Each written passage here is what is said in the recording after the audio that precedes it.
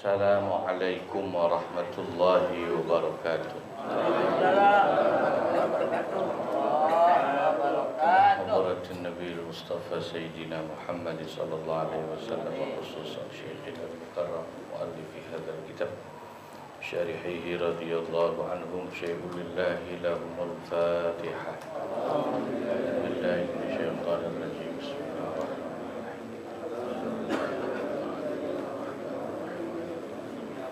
إياك نعبد وإياك نستعين اهدنا الصراط المستقيم.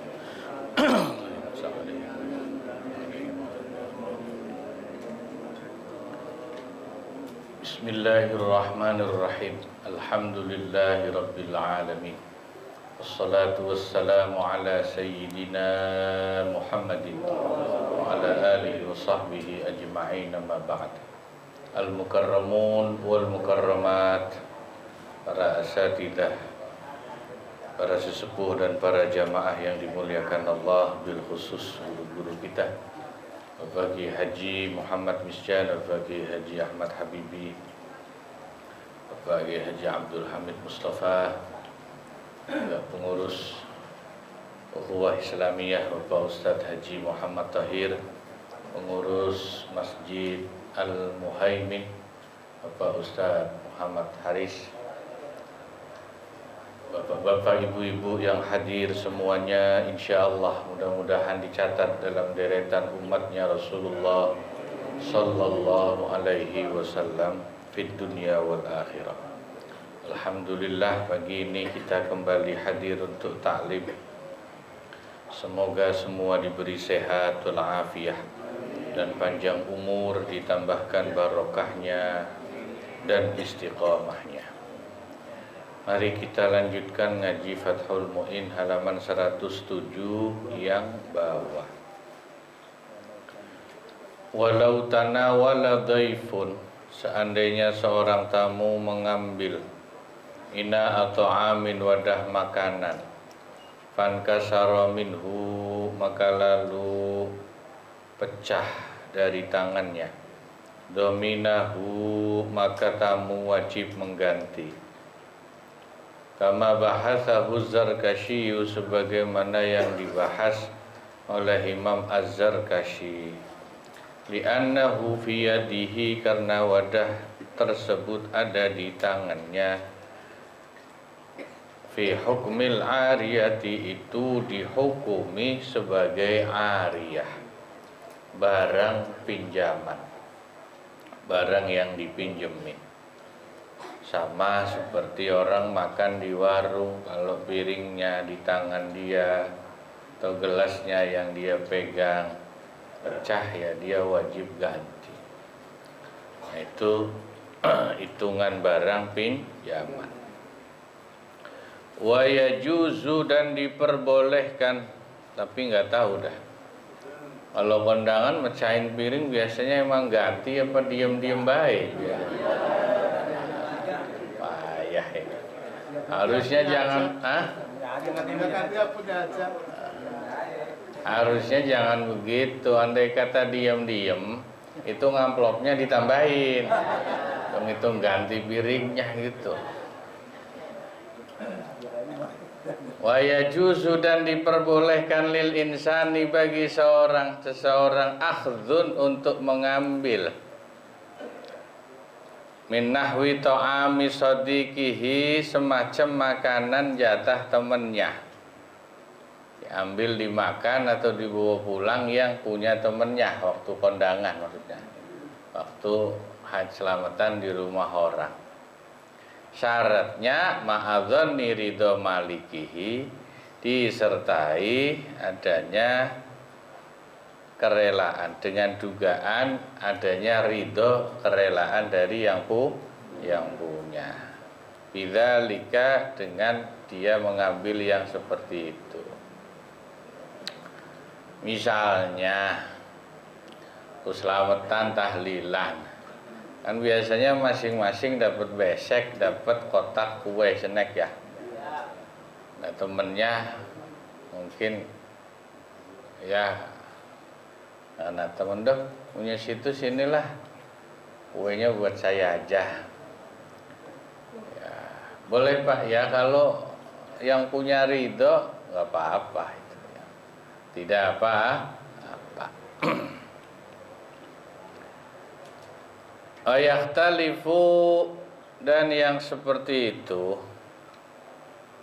masalah ridho, adanya dugaan ridho dari yang punya itu, biqadril ma'khud, tentu disesuaikan kadar makanan yang dia ambil,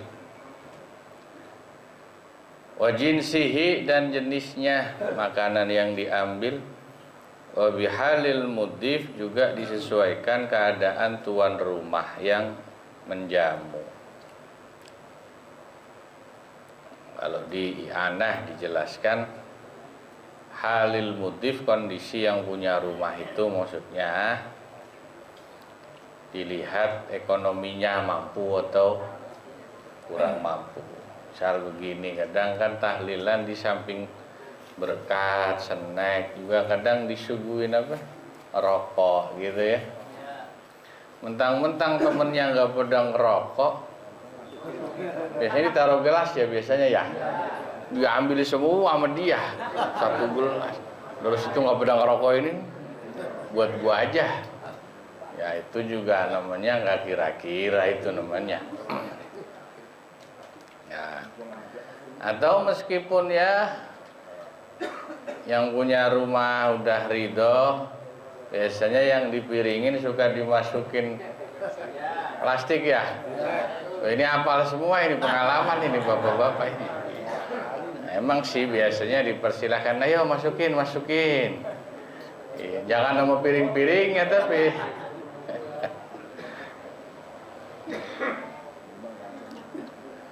Ya dikira-kira lah. Intinya begitu.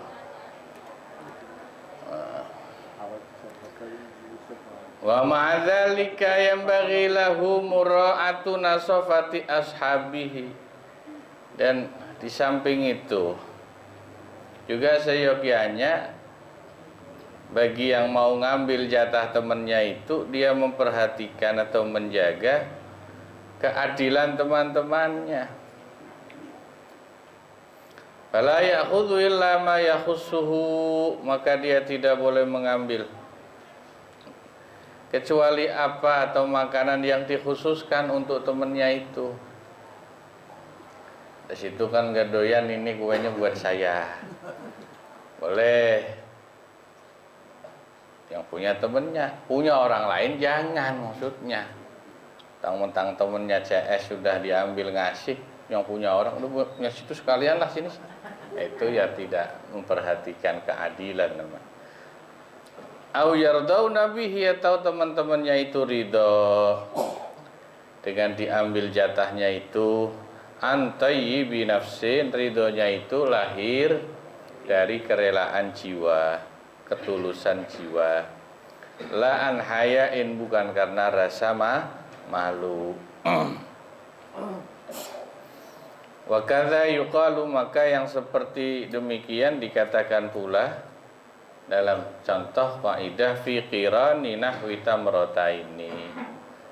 Dalam contoh beberapa orang yang disuguhi korma, jatahnya satu-satu, harusnya korma itu dia ngambil 2 kormanya gitu, ya. Umumnya kan kalau jeruk satu di sana korma, anggap aja di sini jeruk lah ya. Biasanya kan jatahnya jeruk satu-satu ya kalau buah ya, atau pisang satu-satu. Dia ambil punya temennya 2 ya. Kalau memang temennya ridho beneran ya nggak masalah sih itu. Amma adapun ingda syaki fir ridho, di saat ada keraguan, syak itu keraguan tentang masalah ridho dan tidaknya temannya diambil jatahnya, boleh tadi, boleh itu kalau dia dugaan kuat yakin temennya ridho CS. Tapi kalau dia ragu, ngasih nggak dia kalau gua ambil nih jeruknya, ridho nggak? Kalau ragu aja Pak, baru ragu saja hukumnya fayahrumu. Jawabnya amma itu harus ada jawabnya ya. Ya, amma itu termasuk adatus syarti, huruf syarat. Pasti kalau syarat itu ada jawabnya dalam ilmu nahwu. Ya. Amma kama ma yakumin syai'in wafa litil witil wiha wujuban ulifa. Itu kalau saya enggak salah di kitab Alfiyah itu. Fayahrumu, maka jawabnya amma haram hukumnya al-akhdhu, ngambil jatah temennya. Kata tofuli, sebagaimana haramnya hukum tatoful. Tatoful ini hukum yang terjadi dalam masalah kondangan. Apa itu tatoful? Di situ di dalam kurung dijelasin. Adalah menghadiri undangan walimah atau ya kondangan lah, terutama kondangan nikah tanpa diundang, itu namanya tatoful. Ya, nggak diundang, resepsi datang, itu tatoful. Kenapa disebut tatoful dalam fikih? Dulu ada sejarahnya orang namanya Tufaili gitu. Kalau ada hajatan nggak diundang datang. Dulu namanya orang ada namanya Tufaili. Kerjaannya tiap ada hajatan orang nggak diundang dia datang. Asal ngelihat janur kuning sama pelampang dia datang. Mending kalau sendirian, kalau dulu sendirian Pak, kalau sekarang suka rame-rame. Datangnya kayak ormas gitu. Itu tatoful, hukumnya haram. Ya, kata tatoful juga bermakna seperti anak-anak. Ya, kelakuan seperti itu seperti anak-anak. Dari kata tifel, anak-anak.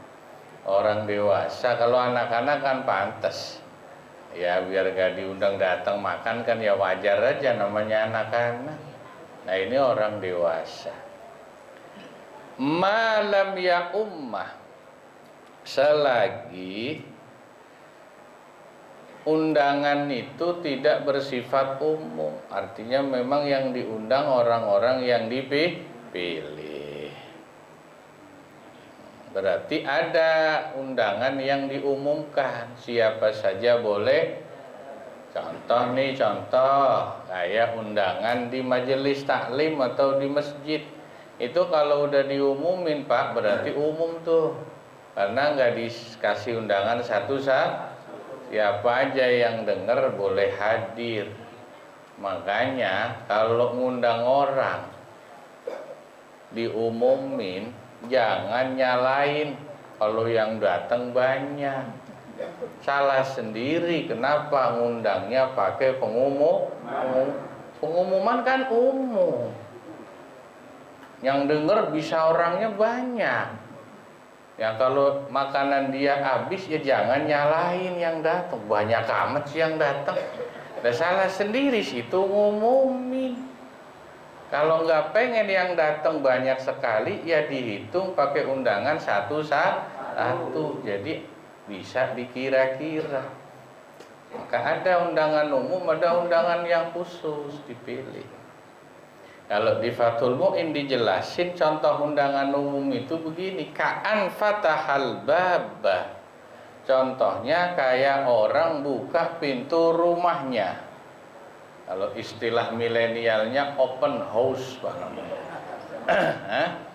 Open house, bukan open house, bukan. Kalau house kan house, open house.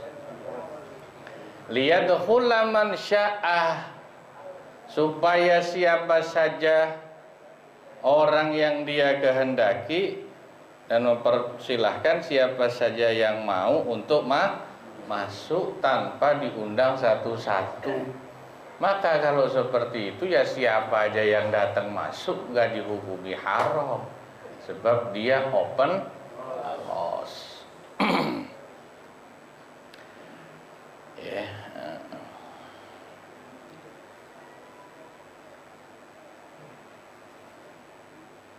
Biasanya open house itu kalau lebaran biasanya ya, kita buka pintu, nyuguhin tamu, itu open house tuh. Kita nggak boleh nolak siapa aja yang datang. Kenapa? Salah sendiri lebaran pintunya dibuka.